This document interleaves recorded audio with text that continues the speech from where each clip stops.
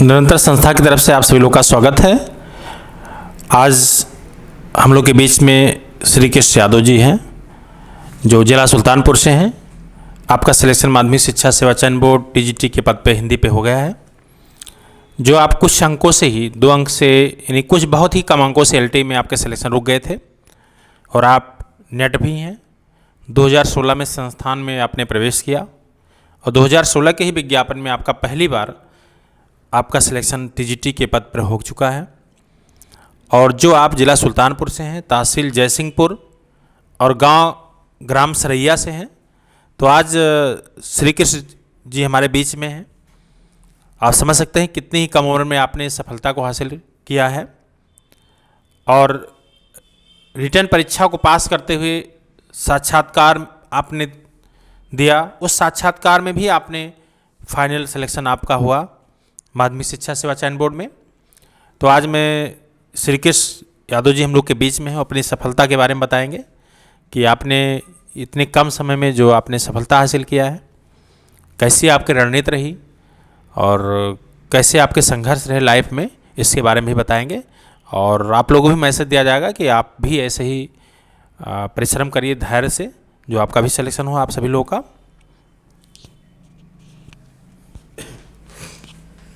सबसे पहले हम इस संस्था से जुड़ने के लिए सर माननीय श्री एस.एल. वर्मा जी को प्रणाम करते हैं। और यहाँ आने का हमारा ये प्रथम कोचिंग संस्था था, जो हमारे मित्र रंजीत सिंह राव यहाँ लेके आए थे और उन्हीं के मार्गदर्शन से मैं यहाँ पहुँचा, इस संस्था में से जुड़े। और सर जी की कितने ही प्रशंसा करें वो कम है। जैसे बहुत पहले जूनियर में हमने पढ़ा था कि पूरे समुद्र को स्याही बना दी जाए और पूरे धरती को पन्ना बना दिया जाए और इस जंगल की सारी लकड़ी को लेखनी बना दिया जाए, फिर भी हमारे सर जी का वर्णन करना असंभव है।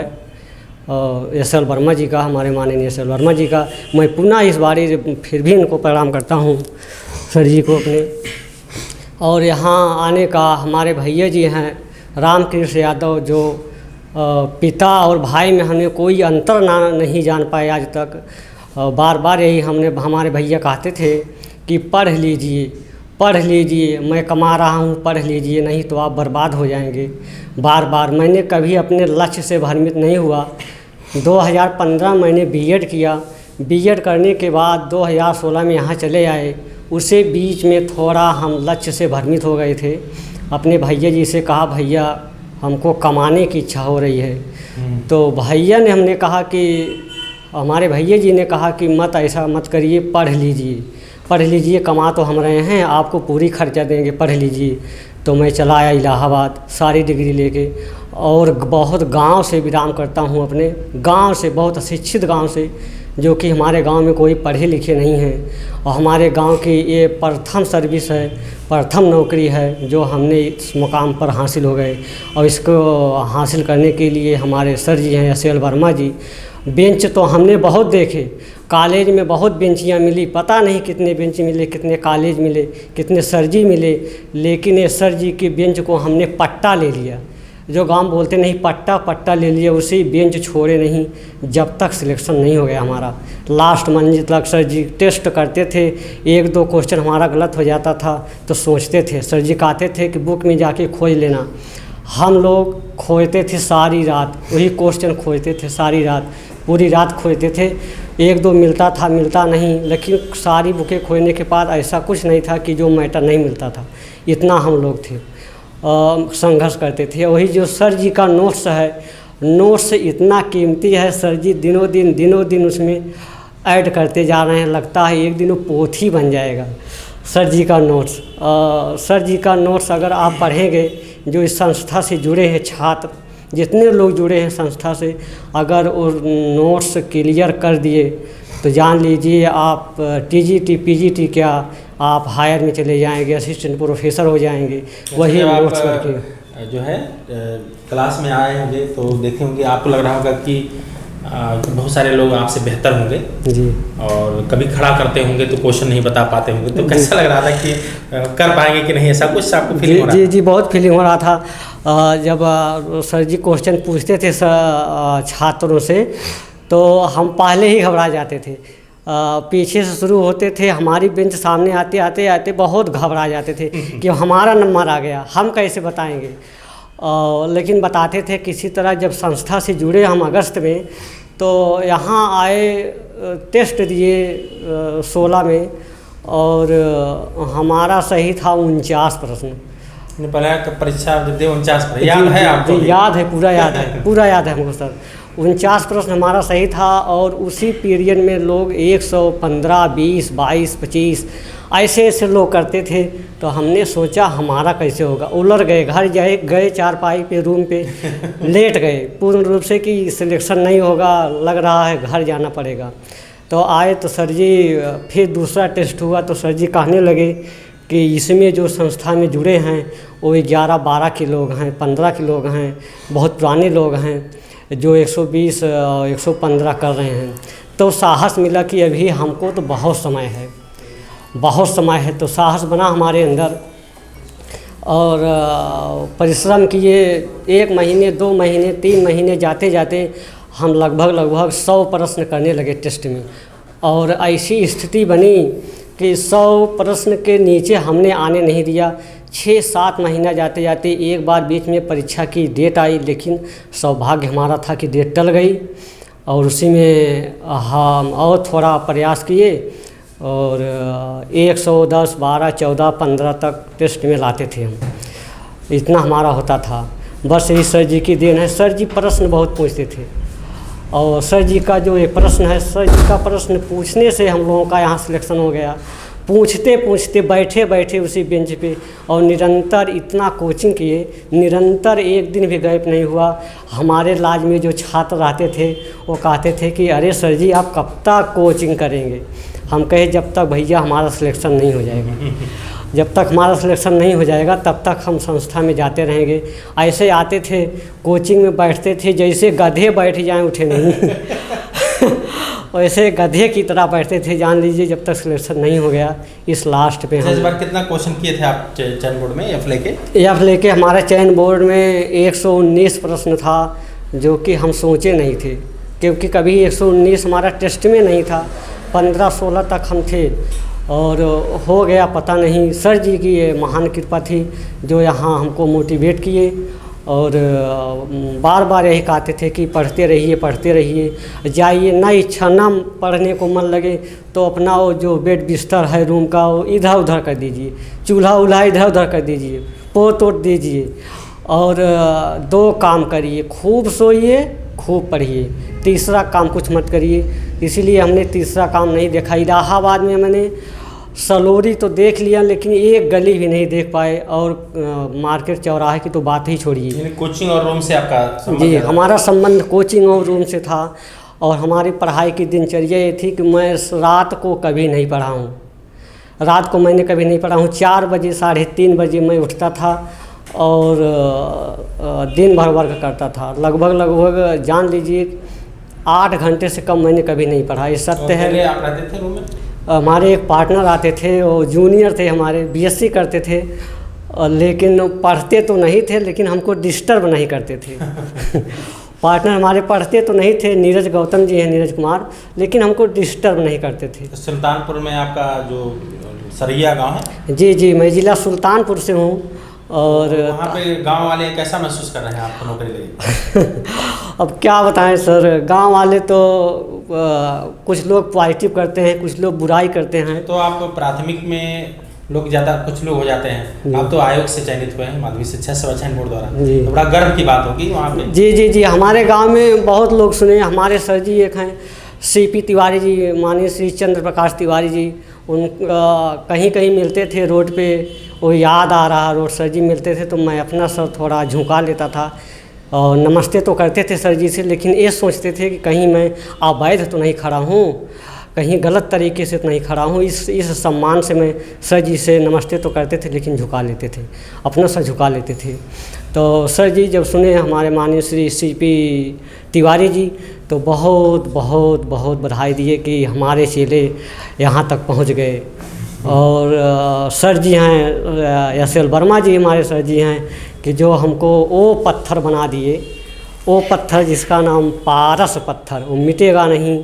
और भैया हमारे हैं रामकृष्ण यादव जी, हमको परशु से परशुराम बना दिए, परशु से परशुराम बना दिए। और क्या बताएं सर, और क्या बताएं सर। तो कैसे लोग को पढ़ना चाहिए, आप बता सकते हैं कि? जी जी जी जी, निरंतर पढ़िए। कोई 8 घंटा, 10 घंटा, 15 घंटा, 20 घंटा, 5 घंटा, ये बहुत माने नहीं रखता है। माने ये रखता है निरंतर। रोज़ आप पढ़ाई करें। रोज़ पढ़िए, रोज़ पढ़िए जब तक सिलेक्शन हो न जाए। प्रतिदिन पढ़िए। सर जी ने कोचिंग का नाम ही निरंतर रखा है, इसका कोई वैल्यू था, ऐसा वैल्यू नहीं होता तो सर जी इस संस्था का नाम निरंतर नहीं रखते। तो निरंतर में कोई खासियत तो है ही है। आप जब निरंतर लगे रहेंगे तब निरंतर का वैल्यू जान पाएंगे कि निरंतर है क्या चीज़। और जब तक आप नहीं लगेंगे, इस संस्था के छात्र हों या जो लोग हमारी वाणी को सुन रहे हो, चाहे वो टीजीटी ही क्यों ना हो, कोई भी एग्ज़ाम हो और कोई भी संस्था हो, संस्था कोई बहुत गड़बड़ नहीं होती, अपने पढ़ने का नज़रिया गलत होता है।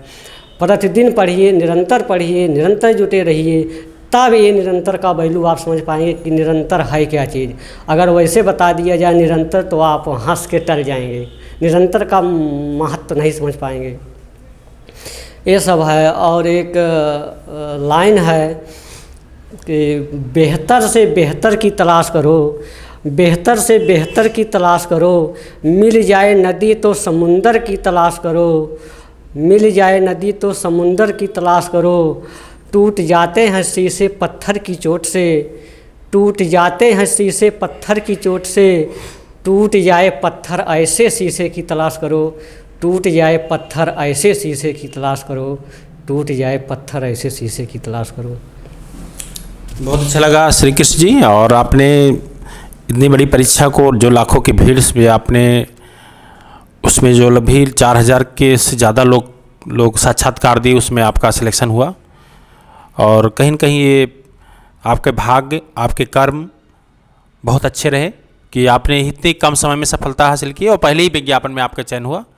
मैं तो पढ़ा भी रहा हूँ, टीचिंग देख भी रहा हूँ कि लोग कितने विज्ञापन देखना पड़ता है, लेकिन निरंतरता बहुत इम्पॉर्टेंट है। बहुत सारे लोग पढ़ते रहते हैं और जगह, लेकिन वो कभी अपनी कमियों को नहीं खोज पाते, दूसरी कमियों को खोजने में लगे रहते हैं कि वो ऐसे पढ़ाते हैं, ऐसे पढ़ाते हैं। देखिए, कोई भी टीचर पढ़ाए किसी भी संस्थान, इलाहाबाद में, कहीं भी, गांव में भी, वही पहले ये फॉलो करिए कि आप कितना रेगुलर हैं।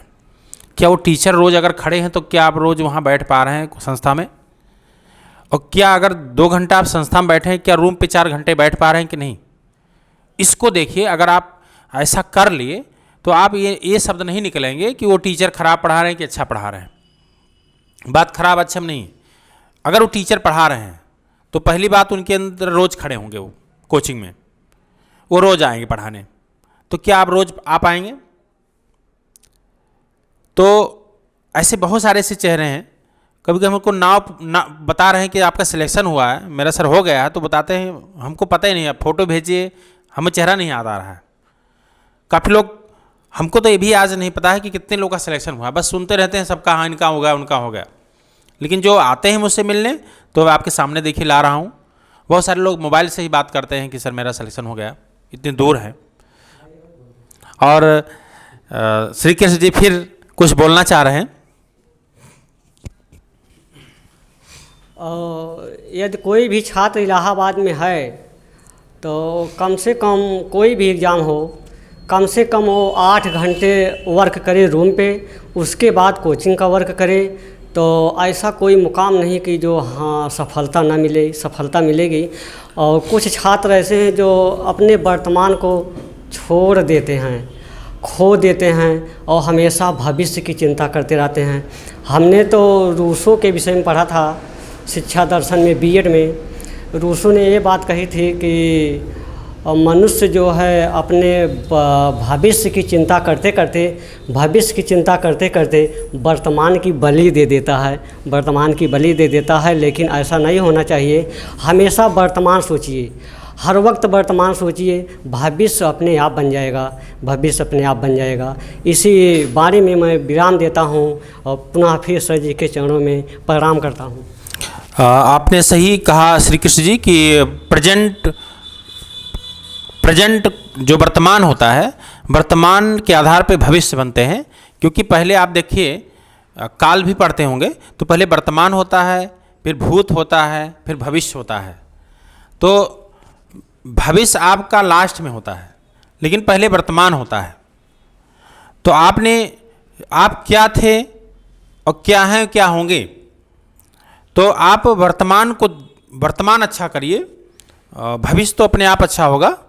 जैसे बहुत सारे लोग कहते हैं कर्म अच्छे नहीं करते हैं, तो कर्म मतलब जो आप वर्तमान में है उसको अच्छा करिए। और कहते हैं हमको नौकरी नहीं मिलती, तो आप क्या 8 घंटे रोज पढ़ते हैं। और बहुत सारे लोग तो परीक्षा आएगी तब वो अपना भविष्य बनाने का प्रयास करते हैं। तो ये बताइए, बहुत सारे लोग सिर्फ कार्य करते रहते हैं, वो नहीं सोचते कि हमें इसका परिणाम क्या आएगा। तो कर्म से ही जो है भाग्य बनेगा। और बहुत सारे लोग आप लोग को ऐसे भी मिलेंगे कि आपके भाग्य में लिखा नहीं है, आपकी किस्मत नहीं सही है, लेकिन ऐसे विश्वास करिए, कर्म में इतनी शक्ति होती है ना, आपकी रेखाएं बदल सकती हैं आपके हाथ की। अगर कोई कहे आपकी रेखाएं नहीं हैं, रेखाएं नहीं बनी हैं आपके भाग्य में, लेकिन उस रेखा को आप बदल सकते हैं। देखिए, इतना परिश्रम करिए कि ईश्वर भी समझ जाए कि अगर इनका अच्छा नहीं होगा तो गलत हो जाएगा कहीं। तो कर्म में इतनी शक्ति है कि इसकी कहाँ तक बखान किया जाए। इसको हम लोग देखे हैं। आज हम लोग भी असफल रहे लाइफ में, लेकिन मैंने देखा, मैं अगर रोज़ पढ़ाने आ रहा हूँ तो मेरे जब रिजल्ट आते हैं, अगर हम रोज़ खड़े हैं तो मेरे पढ़ने वाले भी रोज़ आते हैं। अगर हम रोज़ एब्सेंट होते तो हमारे पढ़ने वाले भी वैसे होते। लेकिन उनको पता है, बहुत सारे लोग एक बार लापरवाही किए नहीं हुआ, दोबारा खूब रेगुलर हैं तो सिलेक्शन पा जा रहे हैं। अगर जो भी पहली बार गलती किया, अरे सिर्फ रोज़ आते रहिए। जैसे आप रोज़ बना खा रहे हैं, अगर आप भोजन रोज़ नहीं करेंगे तो आपके अंदर क्या समस्या होगी। अगर भोजन रोज़ नहीं कर रहे हैं तो आपके अंदर कमजोरी महसूस होगा। वही हाल पढ़ाई का भी, अगर आप रोज़ नहीं पढ़ेंगे उसको समय से तो आपको वहाँ भी कमज़ोर हो जाएंगे। लेकिन दूसरे की उन्नति देख करके आप बहुत उस पर दुख ना होइए। हम क्यों ऐसा कार्य नहीं कर पा रहे हैं, हम क्यों नहीं पढ़ पा रहे हैं, कि हमारे भाग्य क्यों नहीं बन पा रहे हैं। तो आप लोग ये मत सोचिए कि हमारा सिलेक्शन आज ही हो जाए। पहले पढ़ाई करिए। आप जब तैयारी आपकी हो जाएगी, आप कॉम्पिटिटर हो जाएंगे। जैसे श्री कृष्ण जी ने 2016 से अगर विज्ञापन आया तो आप लग गए। जैसे इसमें विज्ञापन लगा हुआ है चयन बोर्ड का, और आया था बीच में रुक गया, तो 2021 अब विज्ञापन लगा है। जो पढ़ रहे हैं इस समय वर्तमान में, तो उनको कहाँ समस्या आएगी रेगुलर अगर पढ़ रहे हैं। अब कुछ लोग आएंगे जाएंगे, कुछ लोग कहेंगे डेट आएगी तब पढ़ेंगे, तो ऐसे लोग कहाँ हो पाएगा इतना आसानी से। और वो भी है, अगर 1-2 महीना भी बच्चे खूब सीरियस लग जाएंगे तभी हो जाएगा आपका सिलेक्शन। लेकिन अब आज वो चीज़ नहीं रह गया है। आज एक टीजीटी पीटी हमेशा लोग पढ़ते जा रहे हैं। अब देखिए 119 6 ही प्रश्न आपके गलत थे, 119 कम नहीं होता है। इतने प्रश्न आपने सही किए तब आपके सिलेक्शन हुए। वो भी अगर आपके कहीं कम हो गए होते फिर सिलेक्शन रुक जाता। और मैंने सुना है कि कुछ लोग आपके ही मेरिट पे हैं, उनका सिलेक्शन नहीं हुआ है। तो कहीं नहीं कहीं कितना इम्पॉर्टेंट है कि क्वेश्चन, कि एक पॉइंट भी अगर आपका कम हो गया आप रोने पे मजबूर हो जाएंगे। एक पॉइंट हो गया आप हंसेंगे और 62 वर्ष तक हंसेंगे। तो ये कितना महत्वपूर्ण है कि आपकी लाइफ चेंज हो गई। आपको जो है लोग सम्मानित कर रहे हैं, आपको जो है मिठाइयाँ खाने का माहौल मिल रहा है। लेकिन अगर आपका सिलेक्शन नहीं होता, मिठाई खाने माहौल नहीं बना पाएंगे आप। तो इस तरह के हम लोग के बीच में हमको भी बहुत खुशी हुई कि श्री कृष्ण जैसे स्टूडेंट जो आज सफल हो गए हैं, और ऐसे उस गांव में एक ही नौकरी आई है, हमको बहुत अच्छी लग रही है कि एक पूरे गांव में अगर एक नौकरी पाए चयन बोर्ड से, ये बड़ी खुशी की बात है। धन्यवाद।